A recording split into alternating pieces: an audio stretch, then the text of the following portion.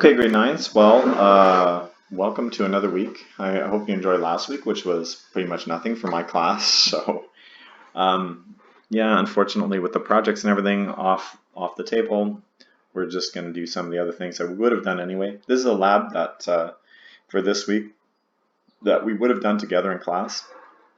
So, as part of our sort of healthcare and medicine thing, we do body metrics, and so. For today, it's for this week, it's a lung capacity lab. So pretty straightforward. It says in this you need a partner. You don't need a partner. You can do it by yourself. It's just it's kind of nice to do with a partner. So if you want, and if you're able, and you're somebody that lives with you and your family there at home is game, you could do this with one of them. Other than that, you can honestly do this by yourself. You just follow the procedure. It's not a problem. You just need a few simple things in order to do it, and that's it. Okay, so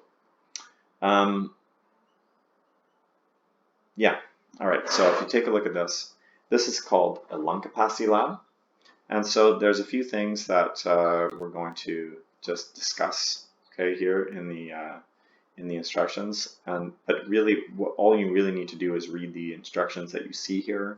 You should have no problem doing it.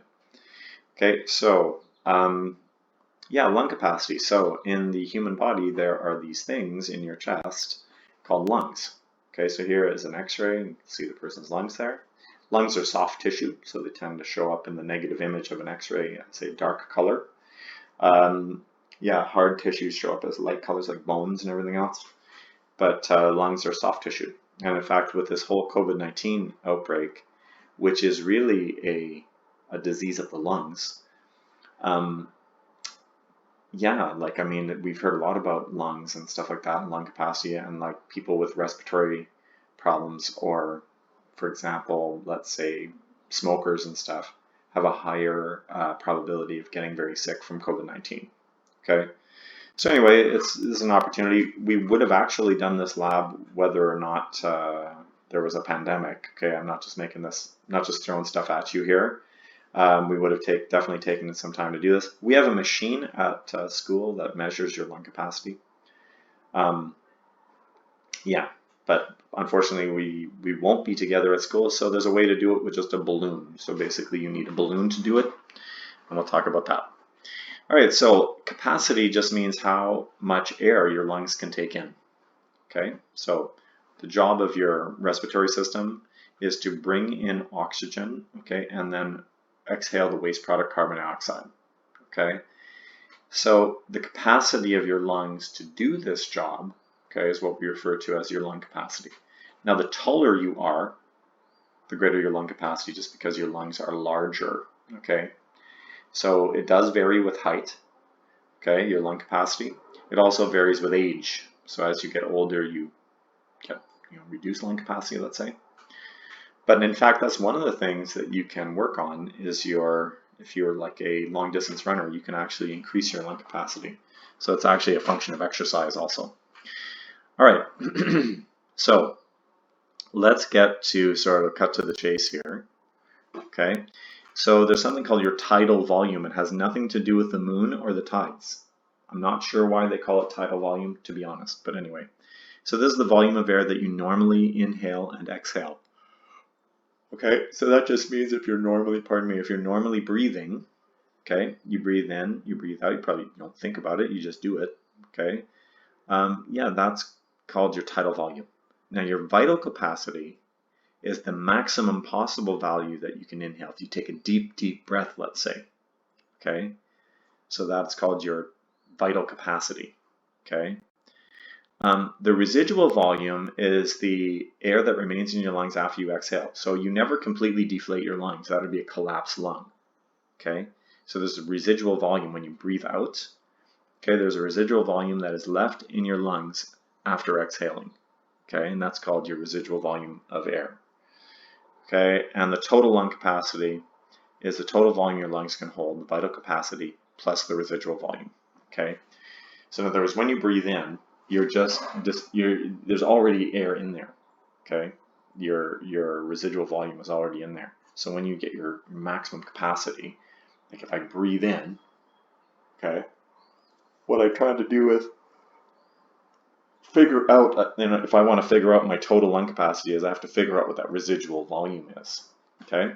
Now, by the way, here's a little diagram of your lungs. Diaphragm is the muscle at the bottom that allows you to inhale and exhale. Okay. It's funny, it's a muscle that you're using all the time, every day. Okay. All day, all night. It's always working, right? Because you're always breathing, of course. All right. So, yeah, you can. I think you can ignore the other data here. I got this lab online. I have my own lab for this, but we don't have the equipment, so you're doing it at home.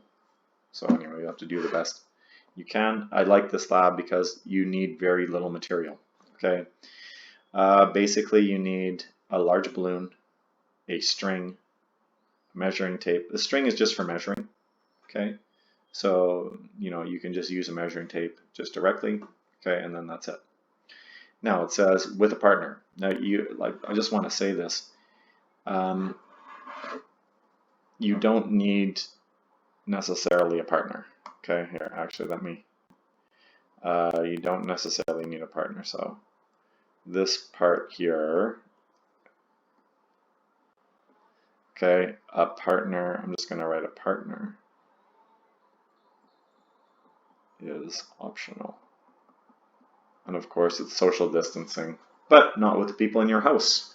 Okay, so you can do it with one of them if you want. And in fact, you can have them be the subject of the experiment. It doesn't have to be you. Okay, it doesn't really matter to me as long as you get the data. Okay, that's it. It says one person will record the data. There's no reason that one person can't do this by themselves. You can just record your own data while you're doing it. Okay, now it says if you have asthma or any lung conditions, have your partner blow it up. Yeah, if for whatever reason you can't do it, okay, let me know. I'll send you some data. Okay, I'll do it myself. I'll do it for my own lungs, and I'll send you some data. Okay, but so for example, if you have asthma or something that's going to make you, like for some reason there's some discomfort, or maybe you just don't have a balloon. Like often we have like some balloons for birthdays and stuff like that in the house. Like I know we do. We have some balloons here just lying around. And when I go grocery shopping, I can just get some balloons. So I would like you to try it, but I don't want to put pressure on you or your family to, if you don't have the material or whatever. But if you can do it, that'd be great. It's more fun for you to do it than for me to send you the data. Okay. So the test subject is you. Okay, if you're going to do it by yourself. Or it's your little brother or sister, or maybe your mom or dad or whoever wants to measure their lung capacity. In fact, it's kind of fun to compare if more than one person wants to do it. So you stretch the balloon and blow it up several times. Please do this step. Okay, it's very difficult to blow up a new balloon. Okay, that has never been blown up before. Okay, so and plus it has to be large enough to hold the volume in your lungs. Okay. So if you want to think about maybe, how big physically large your lungs are, your balloon has to be able to be blown up that big. So don't get a little tiny balloon, like a little water balloon or something. That won't hold, you'll pop the balloon if you blow it up too much. But you want to stretch it and blow it up several times. Do that just to loosen up the balloon so it's easier to blow into. Don't do it in such rapid succession that your mouth starts to hurt or whatever if you don't like that. But the first time you blow up a balloon, it's always a bit hard. It gets easier after you've done it a few times. Okay? Obviously, don't blow it up to the point where you're going to pop it. And when you're doing these things, it's one breath usually. Okay? But the deal is, the first time you blow it up, that can be many breaths. You're just loosening it up, stretching it out. Okay? All right, so make sure you do that. Step 3, take a deep breath and exhale. Okay? As much as you can in one single breath. It has to be one breath. Okay? Then you pinch it shut with your fingers. Okay? And this is where a partner might come in handy. You have to wrap the string around the widest part of the balloon and measure its circumference. Okay? So you want the circumference of the balloon, and we're going to use the circumference to determine the volume that you blew into it. Okay, and then it says repeat this for 5 trials with the same balloon, of course. You're gonna let the balloon, you're gonna let out the air and do it again. Okay, so you're using the same balloon. Okay, and by the way, don't share, like let's say you're gonna do it with you and your family members. Okay, like let me make the suggestion to you. I would suggest that you have a different balloon for every person in the family, especially because of how we're trying to be sensitive with the COVID-19 and everything else about, just proper hygiene. So 1 balloon per person. So if you want other people to try it, use a different balloon, okay? And each one gets their own balloon, if that makes sense. All right, so calculate the diameter of the balloon using the following formula. So you can just follow these instructions. It's pretty straightforward. This is the formula for the volume of a balloon. Okay, we're going to assume it's pretty much a sphere. Okay.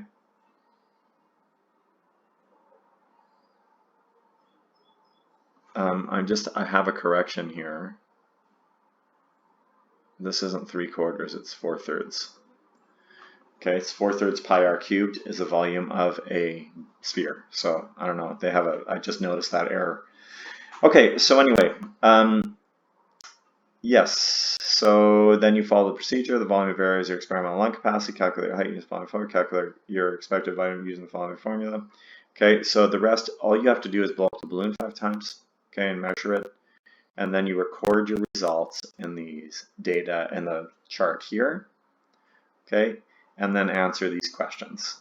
So it's pretty straightforward, okay, and that's it.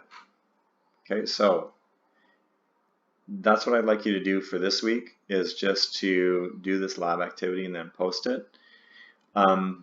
If you don't have any balloons, okay, I would ask, if you don't mind, okay, to go to the store next time your parents or whoever goes grocery shopping, if you could ask them to pick up. All you need is the smallest package of balloons, but they need to be large balloons, okay? Yeah, and if you get them for like birthday parties, you'll know what I mean, that kind of thing.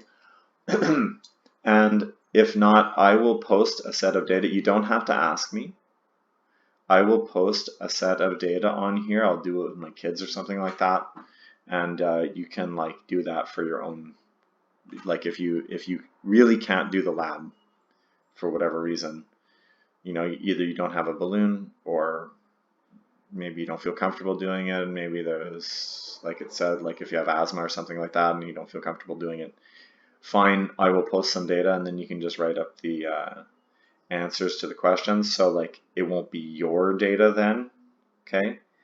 So like it'll be someone else's, but still you can answer the questions. All right, but it's definitely something for you to do the lab. Okay, so like I'm hoping you'll be able to do it, and most of you anyway. Okay guys, so that's it for now, and so it's pretty light this week. If you can just do this lab activity, it doesn't take very long. It definitely won't take 3 hours. Okay, so there may be something else a little bit later in the week. But yeah, so lung capacity lab for this week. Okay, so enjoy that. We'll talk to you soon.